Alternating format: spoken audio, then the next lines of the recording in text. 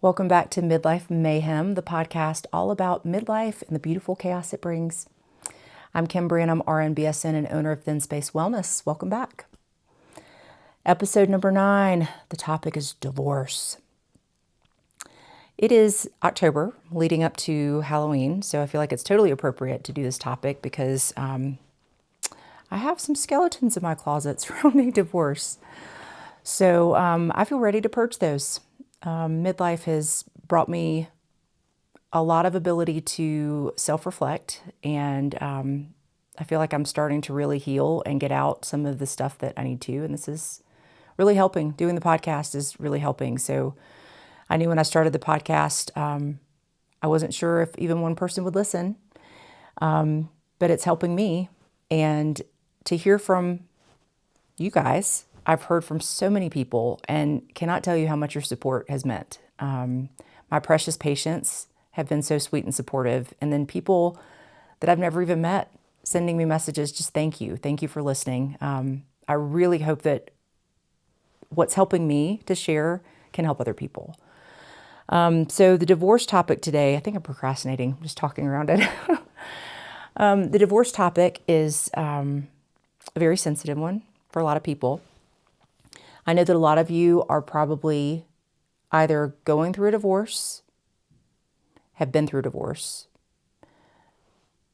have thought about divorce, are thinking about divorce, or have been touched by divorce, whether it's your parents getting divorced, a sibling, close friends, family members. Divorce is very similar to me to trauma in the sense that it impacts, it's like a ripple effect. It impacts everyone. It impacts your community, impacts your school, your work, it impacts everything. Everyone it touches. So I'm going to go back and talk about some of my experience with divorce and share some of my personal journey with that. Clearly, Stephen and I are divorced, not from each other, but we're a blended family. So we both have been divorced. And I told Stephen, it's 2:30 in the morning, Colorado time. I'm learning that the night before I record a podcast, I'm thinking about the topic when I go to sleep. And then I wake up at 2 or 2:30 in the morning and my brain is just spinning with all the things I want to talk about. So I just go ahead and get up and do it. And it's quiet in the house most of the time. Last podcast, Stephen did wake up in the middle of it and I heard him walking around and doing dishes and I heard my dog outside my door and I got really distracted. So I told him last night, if I wake up and do this podcast in the middle of the night and I hear you, I'm going to put eye mask on you and you can do this recording with me. So I have a feeling that he will not step out of the bed this morning. Okay.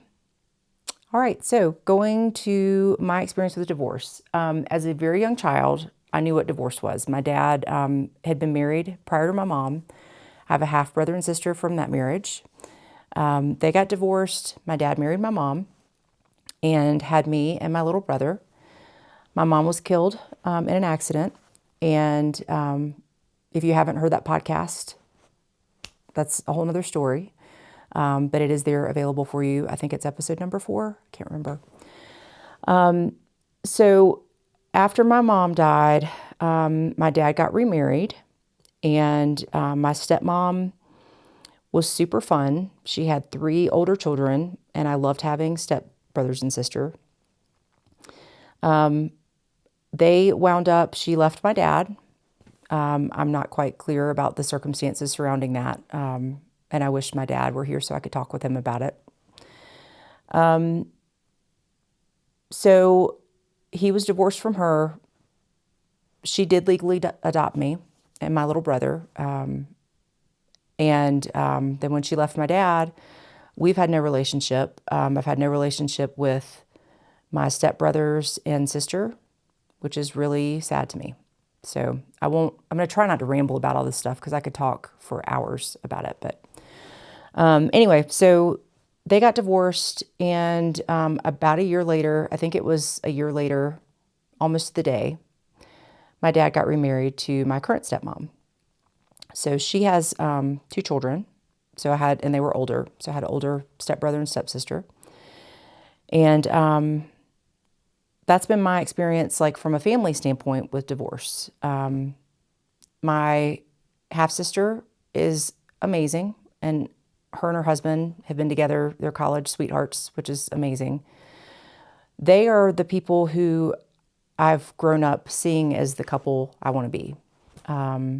So they were the model that I had, and I love seeing them. I love her husband, and always did. I mean, even before they got married. So that's kind of the model that I had growing up, of what I had envisioned in my brain that I wanted my marriage to look like. I think the other piece is that I had this vision of what marriage should look like based on what I imagined my mom and dad had. My mom was my dad's, the love of his life. And I don't mean any disrespect to his other wives. I know that he loved them too. But truly, I know that my mom was the love of my dad's life. So that being said, I vaguely remember my childhood. I mean, I feel like there's parts that are very foggy, especially after my mom passed away. But I just remember, that's like I had this idea that I built up in my head that about what a relationship should be like, and it was my mom and dad. So okay, here we go. Ooh, I just got some butterflies in here. This little skeleton stirring around.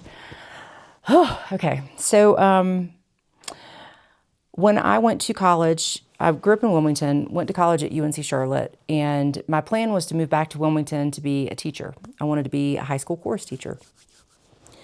So I met a guy and fell in love, and he was a jazz musician, played the upright bass, super handsome, and just really fell for him.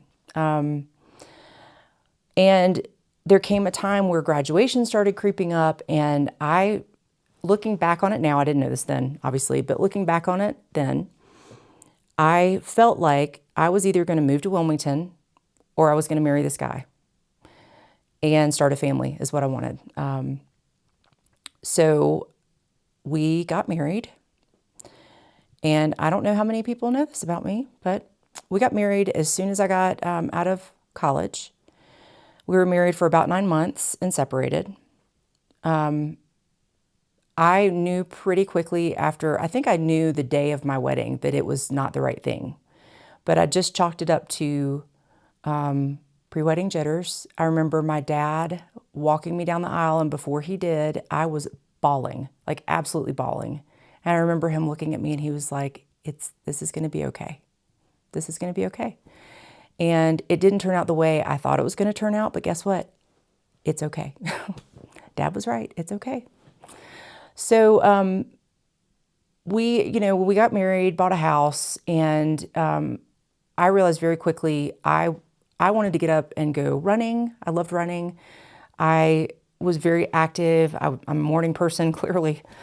And my husband at the time was not. And so there were a lot of late nights for him and a lot of early mornings for me, and we were going two different directions. And I feel like our vision of what marriage looked like was very different, which I didn't realize before we got married. So we separated at 9 months. That was very challenging for a lot of reasons.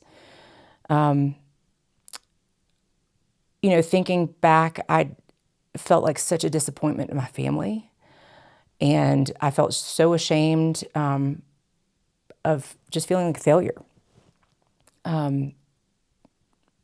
I remember asking my ex-husband, we were out on the porch of our house, and I just looked at him and I was like, how would you feel if we separated for just a little while? And he was like, oh my gosh, like the weight of the world would be taken off my shoulders. And my jaw hit the floor. I wanted so badly for him to want to be with me and want to make it work. And he did not. So there we go. So moving on. At that point, I had become a jazz musician. He was the person responsible for pushing me to becoming a jazz singer. I was a professional jazz singer for a very long time before I became a nurse. So he was a great guy, great musician. And I really don't have any hard feelings towards him. I had this picture in my head that I was going to graduate college, get married, have a family, and that was how it was going to be, until it wasn't. So there you go. There's my, whew, that feels better. Get off my chest. There's that skeleton. Get out of here. Okay, so moving forward, I, at that point, had become a professional jazz singer in Charlotte, so I stayed in Charlotte, and hired a drummer because my regular drummer was not available for a gig, and hired a drummer. And the first time I met him, I thought he was the biggest jerk in the world. Like, in between every set, he was on his phone, didn't give me the time of day. And I was just like, I love talking to people. I love getting to know people. And I was like, this guy's such a jerk. But anyway, I had to use him again because my drummer, again, was out of town one time. And then he was really nice. So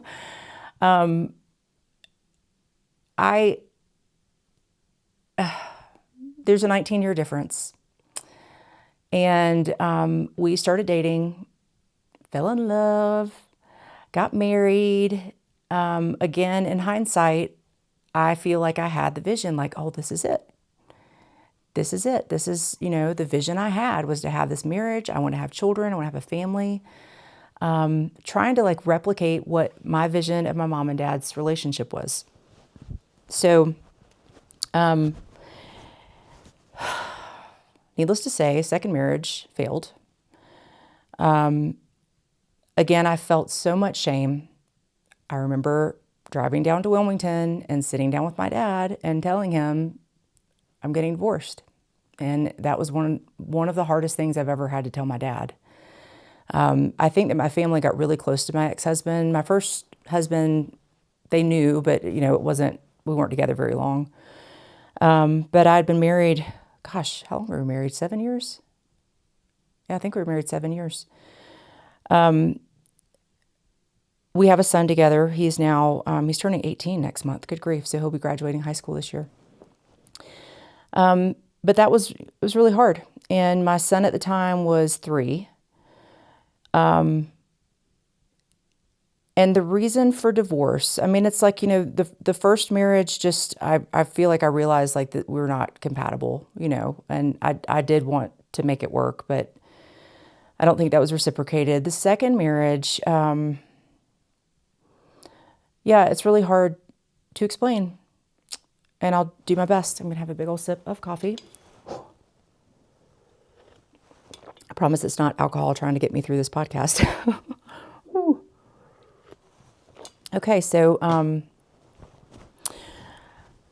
everybody has different reasons for divorce, and I feel like I spent the majority of my relationship with my second husband being his cheerleader. He's a narcissist, and I feel like everything was always about him, and about, he was always a victim. Again, musician, he never made it big enough. He should have been famous. And I just feel like there was nothing that could make him happy. And me being the people pleaser I've always been, I wanted to do everything in my power to make him happy. So when I was pregnant with my son, and he had to go on medication to deal with the anxiety of becoming a dad. And it was, again, I feel like always not about me being pregnant in this happy time. It was about him and the impact it was going to have on him to become a father. So that was a really hard time when I was pregnant, because I feel like a lot of joy was taken away from that time in my life, trying to deal with my ex-husband. So I specifically remember when I was 8.5 months pregnant. Big old belly. I love being pregnant. Oh my gosh. I would be pregnant like all the time if I could. I love being pregnant. But I painted a big pumpkin on my stomach. We were having a baby shower. This is toward the end of October. And I painted a big pumpkin jack-o'-lantern on my belly. And we were going to take a picture of my ex-husband holding my belly like he was holding a pumpkin. Excuse me. And I remember having a major argument that morning. And I was like, just forget it. And we're having this argument with my precious belly painted. And I almost just gave up on the picture because I was like, this is not worth it. It's not worth the stress. And he finally came around, but the argument was just about the stress of having a baby and how hard it was going to be. And he's old, and what's going to happen when the baby's 20 and he's really old, and oh my gosh. So anyway, so we did take the picture and had it hanging on our wall for a lot of years, and it was a precious picture. But I really, after I had my son, I feel like that experience of pregnancy really changed me. It really made me grow up and look at things with a different set of eyes. I changed from being a complete people pleaser to just a partial people pleaser, where I was starting to recognize that in my life up to that point, I had not really cared for myself. I put everybody else before myself, and I was really sick of it. I was really tired of doing it. And it's not like it did feel like a light switch went off, but it's not like I completely eliminated the people pleaser part. Anyway, so I talked with Donnie and told him that I didn't want to be married to him anymore. And we tried to work it out. And I moved upstairs in our home for, I think it was about 6 months. And then we started going to counseling. And I remember the first day of counseling, I took that pumpkin belly picture and showed the counselor. And I said, this is why I would like to get a divorce. Because we have pictures all over our house, these precious pictures.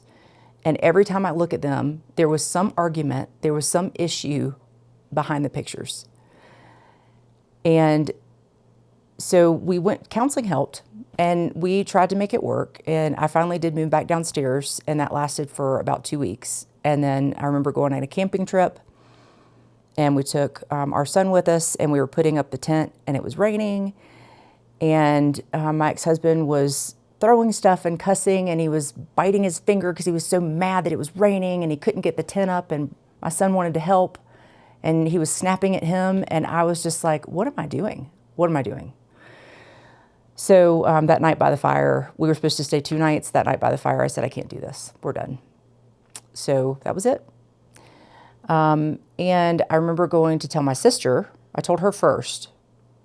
And I remember her tearing up and telling me, I'm just really sorry for what you're going to go through for the next year, because it's going to be hell. And I had no idea how accurate she was. It was unbelievable. Divorce is unbelievable. If you've been there, I see you. You get it. If you've not been there, I don't wish it on anybody. I wouldn't change the way that things happened, but it's just extremely hard, and it's hard to explain to people that have not been through it. But if you've not been through it, maybe you've had someone close to you that's confided in you. It's a challenge. So anyway, so my son was 4, and I never thought I'd get married again. I wanted to. I still had that vision of what I wanted in my head. I wanted a best friend for a husband. I wanted family. I wanted more children. And I dealt with the stress of that divorce doing Ironman. Go big or go home, right? So I did an Ironman, and that training was absolutely amazing for so many reasons. But that was my stress relief. Now, in focusing on divorce and how hard that was, let's back up and talk about that a little bit more. My last podcast that I did about how relationships change in midlife, all relationships are changed by divorce. And divorce severs not just the marital relationship, but it severs friend relationships, it severs family relationships, especially when everybody's involved. And so this was my second husband. Everybody, like, for them to just jump back in and accept another man, me bringing another man into my life, marrying him, having a child with him, and accepting him as part of the family, and then, oh, guess what? Nope, I'm getting divorced again. That's hard. I still feel so much shame about that. I feel horrible. I feel horrible because it was so hard on my family. It's like they're divorcing him too, except they're not, because they, I don't know. It's just hard. It's hard. It's like, do you take sides? Do you like still talk with how does all that work? It's so crazy. And then as the family members, when my ex-husband and I weren't getting along, and then we have some event, some social event for our son, and my family's there, and he and his family are there. It's like, how does all this work? And it's no different than with Stephen and his ex-wife and their family, which I'll let him speak to another time. But it's hard. It's hard on everybody. It's hard on my ex-husband, I'm sure. It's just hard on everybody. So I definitely appreciate the support of my family, and I do feel bad. Anyway, moving right along. So Ironman. Started doing Ironman, training for Ironman. I did Arizona 2012. I think it was 2013, somewhere in there. One and done. Let's just say that. So the next step for me was that I was taking care of one of my very bestest friends. She had surgery, and she was at my house. And I was taking care of her for a couple days, and I was so just like, she was tired of hearing me whine. And I was tired of hearing me whine too. Not that she really was, but she finally was like, you know what?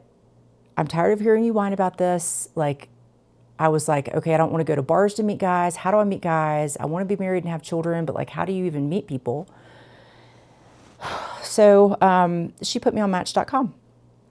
And it was really a fun night. It was really hilarious. But she put me on Match.com while we were sitting there, and she filled out all the stuff. And the next day, I had a message from someone that looked very familiar. And the email just said, "Do I know you?" And I knew I recognized him, and I was like, oh my gosh, that's Party Bus Steve. So it was my husband, Steven. Spoiler alert, right?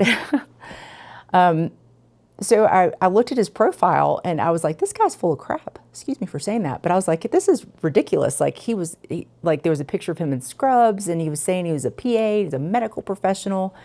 Well, Steve at the time that I knew him as Steve, he and his ex-wife used to come see me sing all the time. So he and his business partner would come sometimes, and his ex-wife would come sometimes with him. But I remember I used to sing at Blue Restaurant in the Hearst Tower. I don't know if any of you are from Charlotte, but every Saturday night I was there. And it was the most fun gig ever. That place was kicking. It was just awesome. But when you come into the front door, you walk around, and then there's a stage. So it's like this circular entrance. It was a beautiful restaurant. And I remember every time he would come in, I'd see him walk around the corner, and you could see the energy change in the room. Like the bar was packed with people.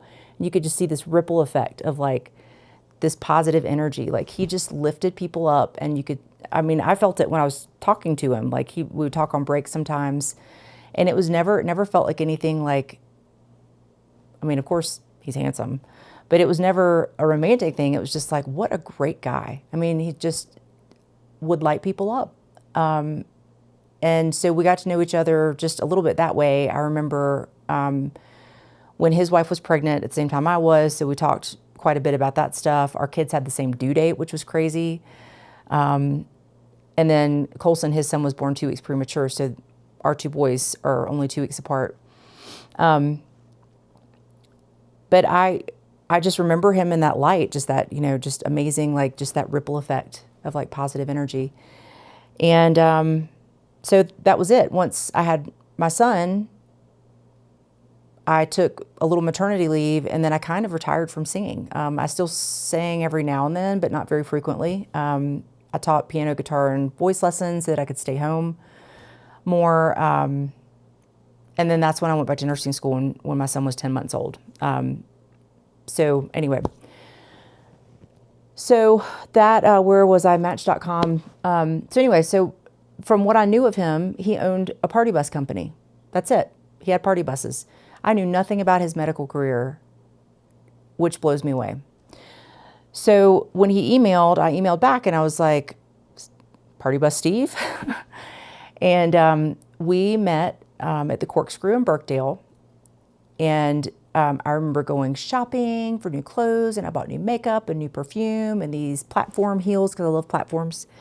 And I was so excited about meeting him because I hadn't seen him in forever. So we met up and had a glass of wine, and I felt like I was like done. I was like, this guy is absolutely amazing. I didn't know what was going to happen moving forward, but I just was just in love. So we wound up going out on our next date, and we were walking through Birkdale to go to dinner. And he asked me, he was like, so have you had any other marriages other than with your ex-husband? Basically, it's the gist of what he said. And I was mortified. I was like, yeah, I have. And he knew, but that was his way of breaking the ice. And then he kissed me, just a little sweet kiss. And I just immediately melted. I was like, okay, he's letting me know that this is okay. It doesn't bother him, because I didn't think anybody would date me. 2 failed marriages, watch out. So anyway, so that was just about the end of it. I mean, we just were done. We were like, that's it. There's nobody else for us. Our kids were both 4 years old when we got married. We eloped in Colorado, totally appropriate, at the Stanley Hotel. And we were with Stephen's mom and stepdad and our 2 boys.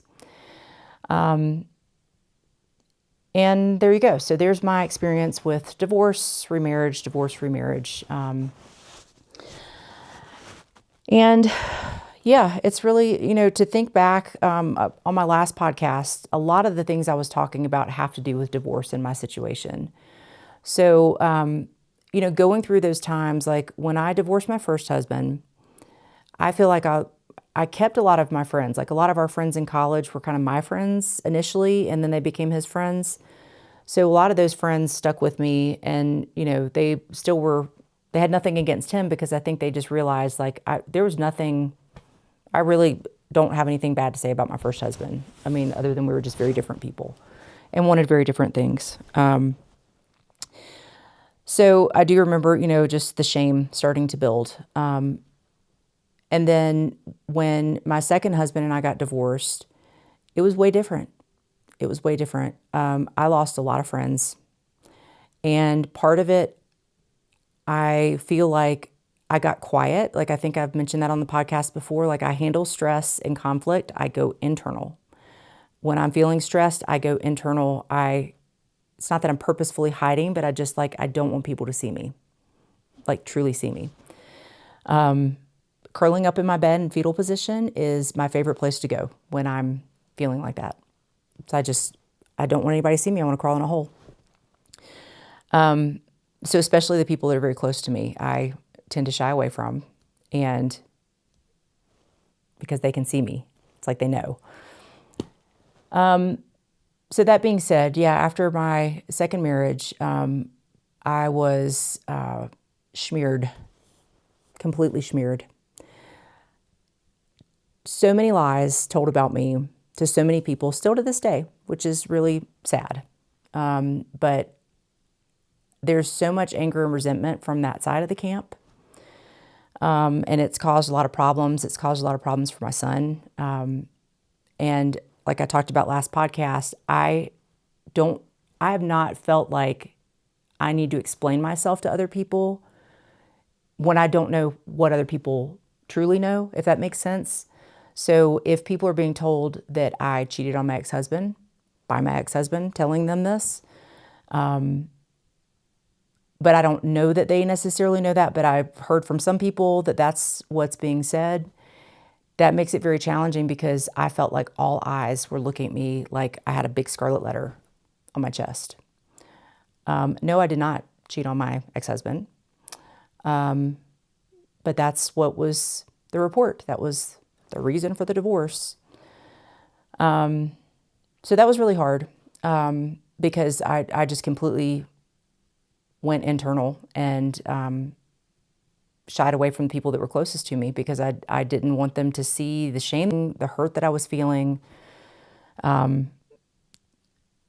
shame from divorce, I don't know that it ever really goes away. I mean, I'm still embarrassed. I'm super embarrassed recording this podcast. I've been married 3 times now, Winner.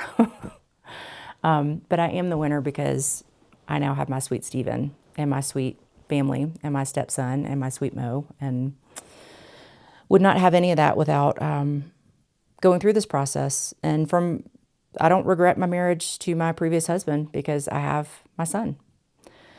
So anyway, I remember my dad, when I moved out of the house officially from my last marriage, my dad was going to take Braden. Ooh, sorry. Shoot. I'm going to have to edit that part out. Sorry. I was trying not to use names, so I did edit that. But my dad met me halfway between Wilmington and Charlotte to take my son so that I could have a week to get moved out of the house and into my new home.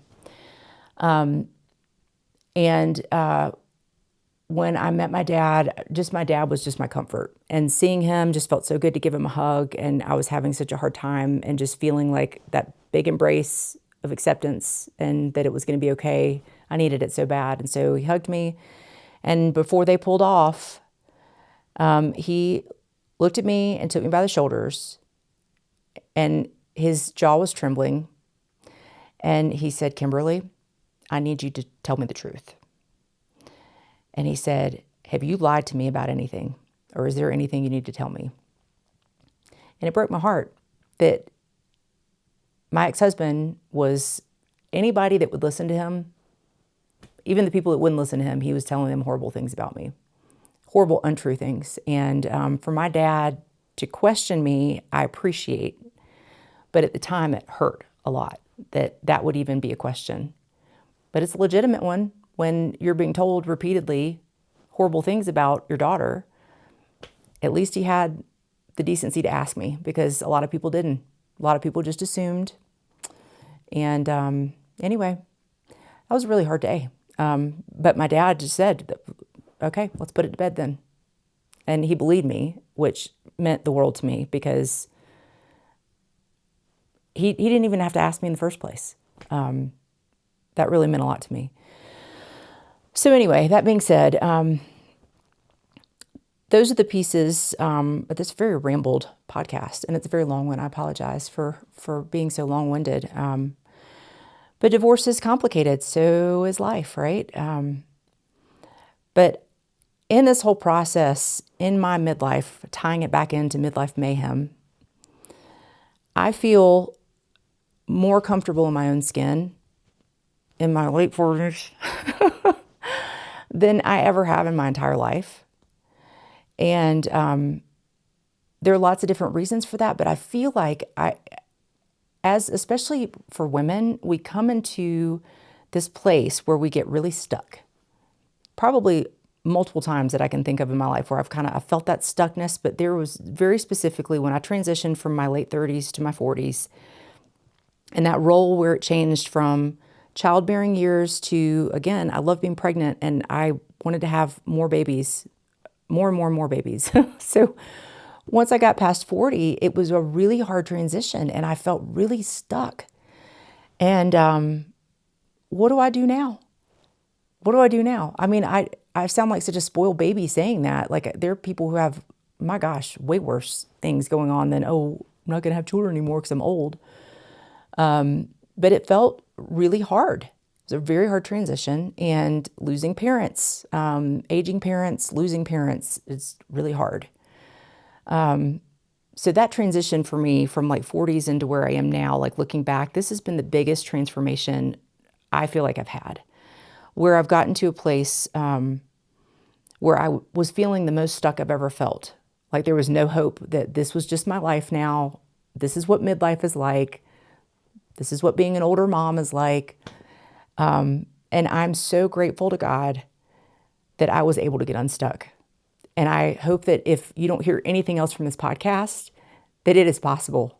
So if you're feeling stuck and you need out, reach out for help, whether it's me or anybody else. One of my passions is to help people get unstuck because I needed help.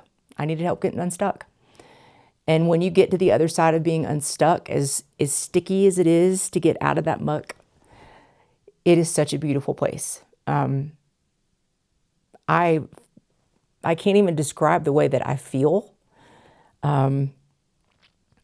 Looking back on all of my failed relationships and looking back on my marriages and my part, because I wasn't perfect. I definitely never took myself first, never put myself first. It was always my husband or always the person I was with. And I don't feel like I was really myself. So I would just like put on this like perfect, here I am, I'm Kim, and, you know, perfect supportive wife and wanting to, you know, live out my vision. So my vision was what I was living instead of living my life. And I feel like now I'm able to live my life. I'm able to look back and see those mistakes that have been very educational for me. And I'm okay with it. I feel like I've come into my own, especially in the past, even like 3 years. I mean, I just feel social media is really funny. I get a ton of comments because I wear these all the time. If I'm in the Rocky Mountain National Park looking at wildlife, I've got these suckers on. They go in my fridge. They're cold. I get headaches pretty frequently. So when I put these on in the mornings, they depuff. Oh my God, they're amazing. You should read some of the comments that people make about how ridiculous I look. And people are not nice on social media sometimes. Sometimes they're amazing. My little online community makes me very happy. But guess what? I don't take that stuff personally anymore. Like if somebody had written some of that stuff on my Facebook page when I was in my 30s, it would have like made me stop doing it. I would have stopped posting. But now I'm just like, okay, what's wrong with them? Like, what do they have going on that they've got to attack me about my eye patches? Who cares if I have eye patches on?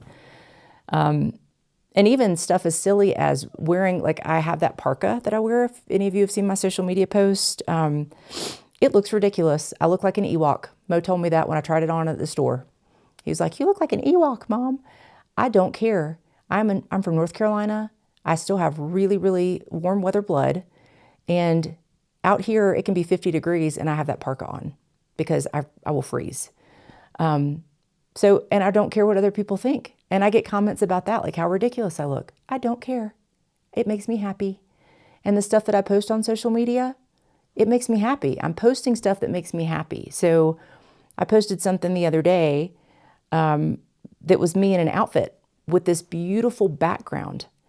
And I had my little camera on a selfie stick and I've just edited it. So it was like, it makes me happy to see it because I can actually see myself now as a happy person. And I'm proud of where I've come and I'm proud of the work that I put in to get here. And I'm proud to share that. So, you know, the old me would have been too worried about what people would think. Oh, people are going to think I'm trying to be a model. People are going to think, you know, oh, I'm trying to do this. I don't care. I don't care.